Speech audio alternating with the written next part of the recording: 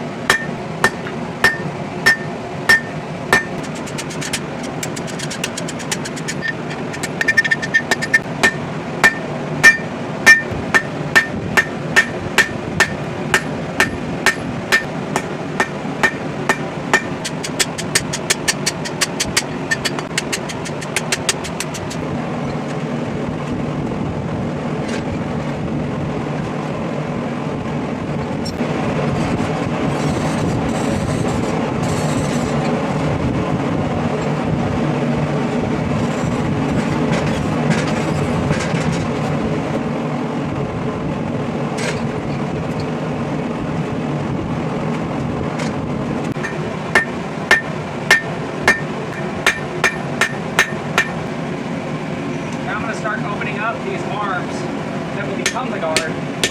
So I'm going to spread the bar right above where we made that handle.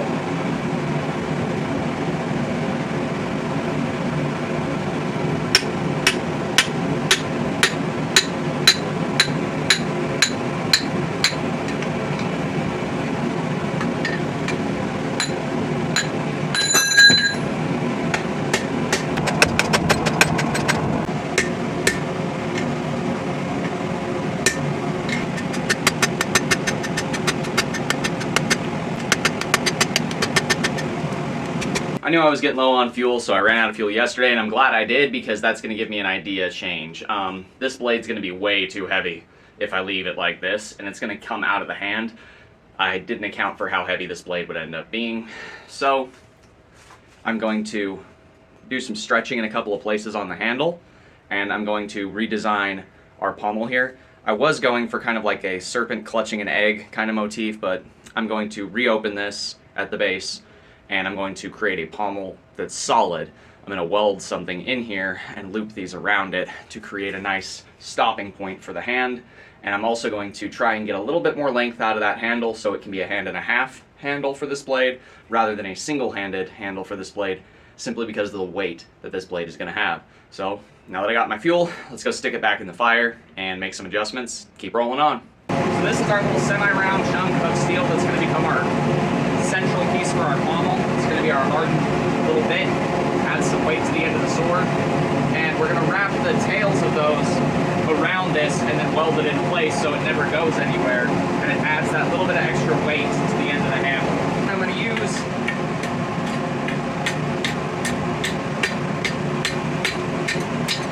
this bit in my hardy hole here. This is going to kind of be my form jig for getting these circles set up to put that chunk of metal in.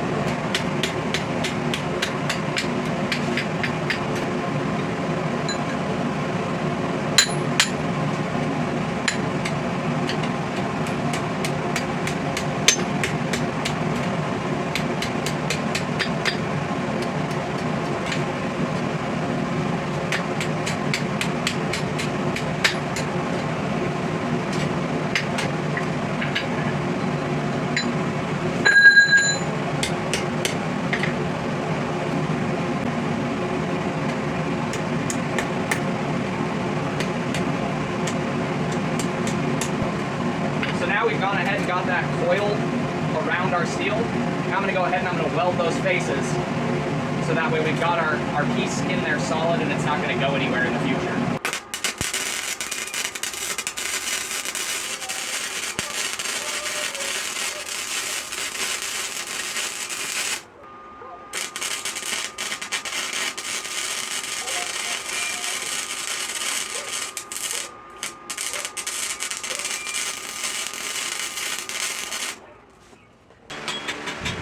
Now I'm just going to chip my welds real quick. This is flux core, so it doesn't build up that much scale.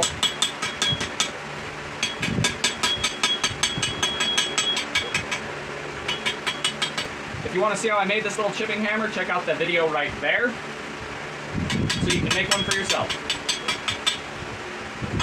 But what's really cool about this is now we've got a solid pommel, but we're going to have those tails that whip around them in opposite directions and cross and vanish into that main disc.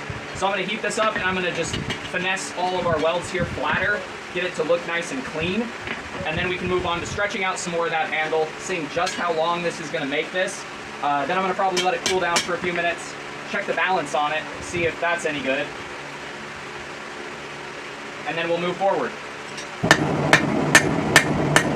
So forging down the welds here is going to give us the appearance of one solid piece of metal. It's going to kind of get rid of evidence of welding.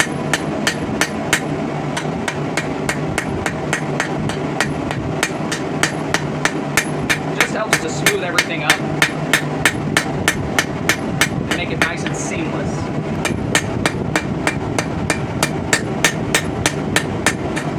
Now I'm going to start working out that handle a little more, like I was saying. Get a little bit extra length out of this.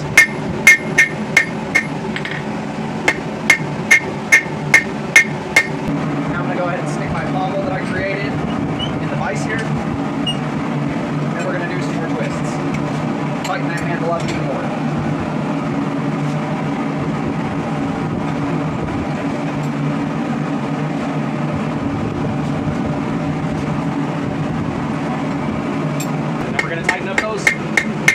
Twists we created to get rid of those sharp edges.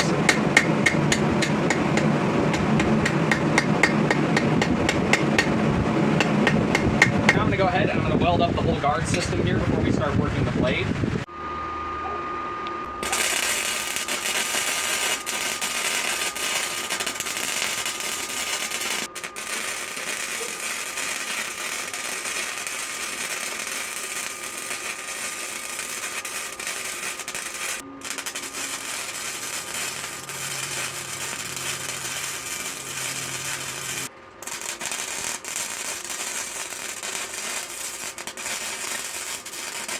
Finished our welding and our cleanup grind just to get all the welding spatter knocked off and get it cleaned up so I can see what I'm working with, make sure everything's nice and solid, which it is. You can see that coin, what I was talking about, where it looks split on the end, but it's one solid piece. This will be really handy later, because later on we are going to add some detail to the pommel here.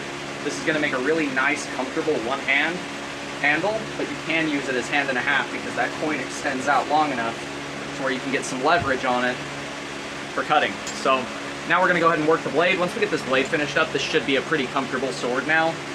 I just needed to add some weight to the end to balance that feel. It was just way too blade heavy before. And once we get the blade drawn out and ground down, it'll be much lighter, because in order to create a sword blade out of something like this, especially the way I'm doing it, it takes quite a lot of welding and grinding. So I add weight, then I take it away. Then I add weight, then I take it away.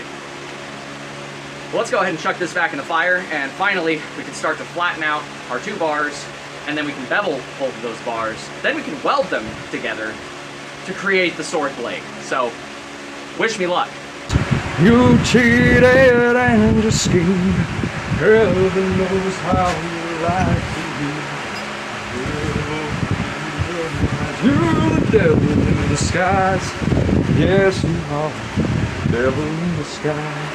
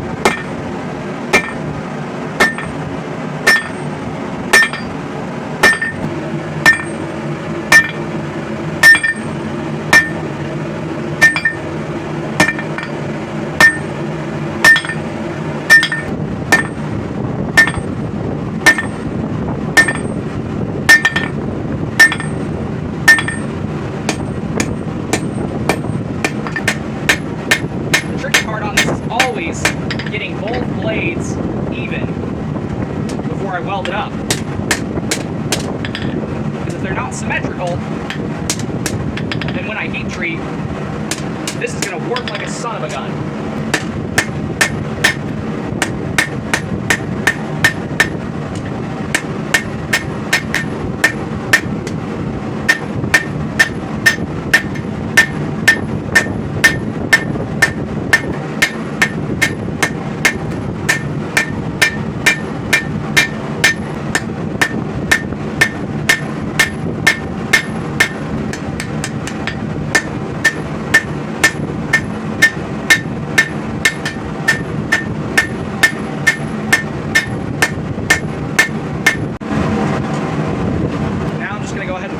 And weld this blade together. I've got the welds prepped. I ground down inside the center as well as the flats so I can get a nice solid weld that runs through the core of this blade, not create any weak spots. So let's get it welded up.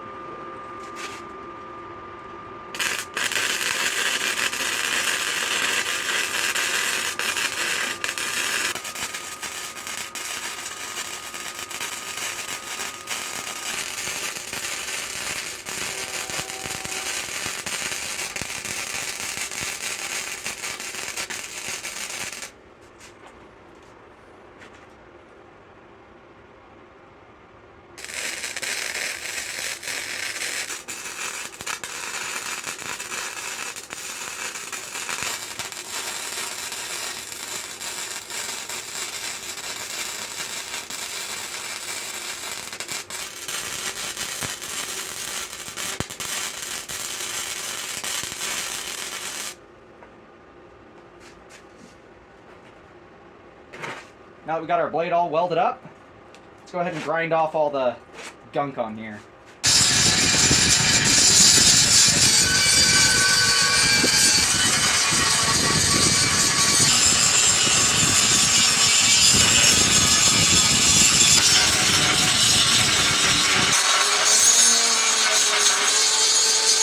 So we've got our rough cleanup done, got all that scale knocked off of it. We've got some nice solid welds on all of the different welded parts. We've got our nice split token kind of look here. We are far from finished with this sword. I still am going to cut in some shape to the tip and then forge that a little cleaner. I just wanted to weld it together so it was one piece when I did that, so I didn't risk it springing apart.